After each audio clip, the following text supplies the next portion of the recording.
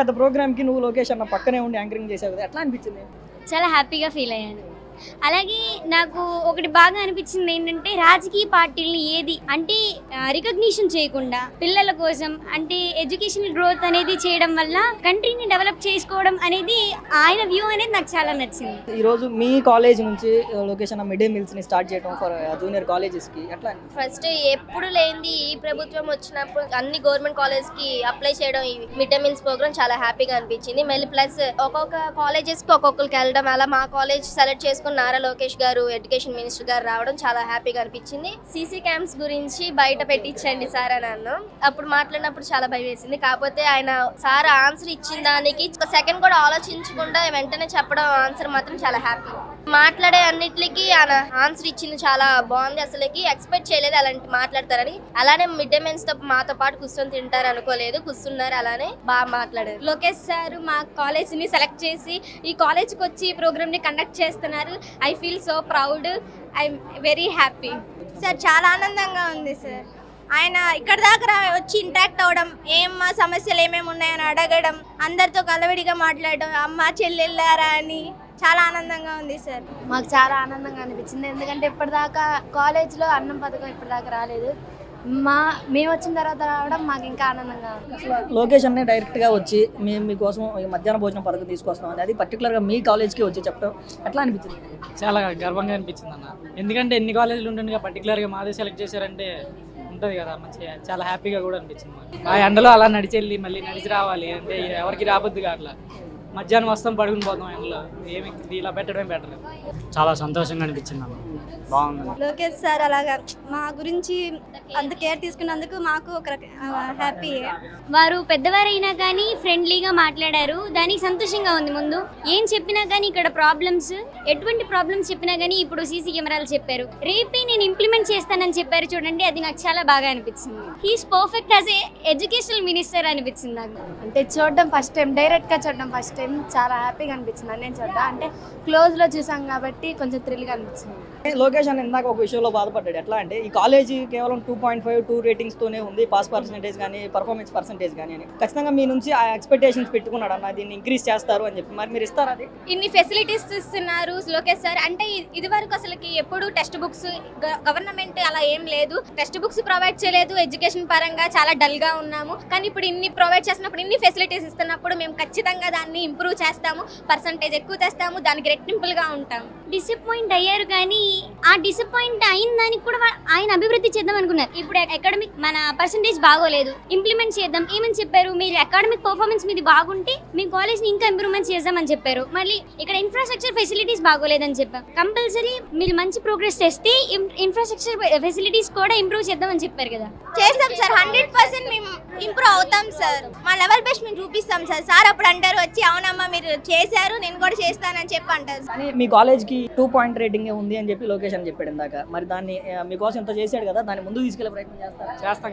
కంపల్సరీగా చేస్తాం. ఆ 2 పాయింట్ రేటింగ్ తర్వాత వచ్చేవాడి 5 పాయింట్ అని చెప్తారు. మేము అందరం కలిసి సపోర్ట్ చేస్తాం. ఖచ్చితంగా ట్రై చేస్తాం, నెరవేర్చడానికి ట్రై చేస్తాం. అన్నయ్య మా కోసం ఇంత చేస్తున్నాడు కాబట్టి మేము కూడా అన్నయ్య కోసం ఏమైనా చేయాలి కాబట్టి ఖచ్చితంగా ట్రై చేస్తాం. చాలా గర్వంగా అనిపించింది అన్న. అక్కడైతే నాకు ఇంకా ఏడుపు కూడా వచ్చింది, ఏడ్చాను కూడా, గూస్ బంప్స్ కూడా వచ్చాను. చాలా బాగా అనిపించింది. మధ్యాహ్న భోజన పథకం పెట్టడం వల్ల ఏంటంటే పిల్లల్లోని డ్రాప్ అవుట్స్ అన్ని తగ్గుతాయి సార్. చాలా మంది కూడా లంచ్ బాక్స్ తెచ్చుకోలేదు, ఎందుకంటే వీళ్ళందరూ కూడా BPL below poverty line. So వాళ్ళు లంచ్ బాక్స్ తెచ్చుకోలేకపోతున్నారు. ఈ పథకం వల్ల ఏంటంటే మాక్సిమం మా గవర్నమెంట్ కాలేజీలో ఉన్న పిల్లలందరూ కూడా లబ్ధి పొందుతారు సార్. మంచి పోషకాహారం అంటే అన్ని రకాల విటమిన్స్, మనకి కాల్షియం అన్ని అవసరమైన, ఎందుకంటే అమ్మాయిలు ముఖ్యంగా హెచ్పి శాతం తక్కువ ఉంటుంది, దానికి అవసరమైన రాగి మాల్ట్, చిక్కీలు అన్ని కూడా ఇవ్వడం జరుగుతుంది. ఇది మాత్రం చాలా ప్రయోజనకరము. నెక్స్ట్ టైం మేము ఇంకా అడ్మిషన్స్ పెంచుకోవడానికి కూడా ఒక అవకాశం ఉంటుంది సార్ మధ్యాహ్న భోజన పథకం అనేది ఉండడం వల్ల. ఈ పథకం వల్ల ముఖ్యంగా మాకు లోకల్లో ఉన్న కాలేజ్ మాకు మేము చాలా హ్యాపీగా ఫీల్ అవుతాం. మేము అందరం అయితే చాలా హార్ట్ఫుల్ గా థ్యాంక్స్ చెప్తాం డిప్యూటీ సీఎం కి, లోకేష్ గారికి, అందరికి. ఎందుకంటే చాలా పేరెంట్స్ కి ఒక పని తగ్గినట్టు ఉంటది. వాళ్ళు వర్క్ చేసి మార్నింగ్ లేసి అన్ని చేస్తారు, మనకి ఇక్కడ ఫుడ్ వస్తుంది. ఇప్పుడు దానివల్ల పేరెంట్స్ కి ఒక మా పిల్లలు తింటున్నారు అన్న తృప్తి ఉంటది, మాకు కూడా తింటున్నాం కాబట్టి ఒక హ్యాపీనెస్. థ్యాంక్స్, చాలా థ్యాంక్స్ అందరికి. బయట ఫుడ్ ఎక్కువ తినే వల్ల హెల్త్ పార్ట్ చేసుకున్న వల్ల కాకుండా ఈ ఫుడ్ తింటే చాలా బాగుంటది అని అంటారు. Thank you for mid day meals. ఈ పథకం వల్ల అయితే ప్రతి ఒక్క స్టూడెంట్ కి కూడా చాలా ఉపయోగం ఉంది. చాలా మంచి పథకం. ఎందుకంటే కాలేజ్కి వచ్చిన పిల్లలు ఉదయాన్నే స్టార్ట్ అయిపోతూ ఉంటారు. 7 o'clock కి స్టార్ట్ అయిన పిల్లలు కూడా ఉంటారు. ఏంటంటే వాళ్ళు చాలా మంది మార్నింగ్ ఫుడ్ తీసుకోరు. అలాంటి పిల్లలు చాలా మంది ఉన్నారు. సిక్ అయిపోయిన పిల్లలు ఉన్నారు. ఈ ఫుడ్ అన్న తీసుకోవడం వల్ల వాళ్ళు అయితే హెల్దీగా చాలా చక్కగా ఉంటారండి. ఒక్క అమ్మాయి కూడా సిక్ అయ్యే ఛాన్స్ లేదు. చాలా మంచి ఫుడ్ అన్నది అందిస్తున్నారు. చాలా ఉపయోగం ఉంది సార్. ఎందుకంటే మార్నింగ్ చాలా ట్రావెల్ చేసి రావాల్సి వస్తుంది. మార్నింగ్ మమ్మీ వాళ్ళ డ్యూటీస్ కి గట్ట వెళ్ళిపోతే మేమే కుక్ చేసుకొని ఒక్కొక్కసారి మేమే తినకుండా వచ్చేస్తాం. చాలా ఆకలిగా ఉంటుంది. బయట కొనుక్కోని వల్ల జంక్ ఫుడ్ అవన్నీ తింటే స్టమక్ పెయిన్ అవన్నీ పెడతారు. ఇప్పుడు సీఎం సార్ పెట్టినవి కొంచెం హెల్తీగా ఉంటుంది అని అనుకుంటున్నాను. ఈ పథకం ద్వారా చాలా మంది పిల్లలకి, దూర ప్రాంతాల నుంచి వచ్చిన పిల్లలకు కూడా చాలా ఉపయోగకరంగా ఉంటుందండి. ఎందుకంటే చాలా మంది పిల్లలు దూరం నుంచి రావడం వల్ల ఒక్కొక్కసారి ఫుడ్ తీసుకురాకపోవడం, లంచ్ బాక్స్ తెచ్చుకోకపోవడం వల్ల చాలా మంది నీరసంతో ఇటు చదువుకోలేక స్థితిలో ఉండడం వల్ల గవర్నమెంట్ మంచి ఉద్దేశంతో ఈ పథకాన్ని ప్రారంభించింది. మధ్యాహ్నం భోజనం పథకం ప్రవేశపెట్టారు కదా, మీకు ఏమనిపిస్తుంది? చాలా సంతోషంగా ఉంది. మేము చాలా కష్టపడి మా పేరెంట్స్ మరి మధ్యాహ్నం కావాల్సినవన్నీ తెప్పిస్తారు. మనం చాలా కష్టపడి ఇంటి దగ్గర వండి తెచ్చుకోవడం వల్ల కొద్దిగా కష్టంగా అనిపిస్తుంది. కానీ డొక్కమ్మ పథకం పెట్టడం ద్వారా ధన్యవాదాలు తెలియజేస్తున్నాను. మరి మధ్యాహ్నం భోజనం పథకం పెడుతున్నారని. ఫుడ్ బాగానే ఉంది.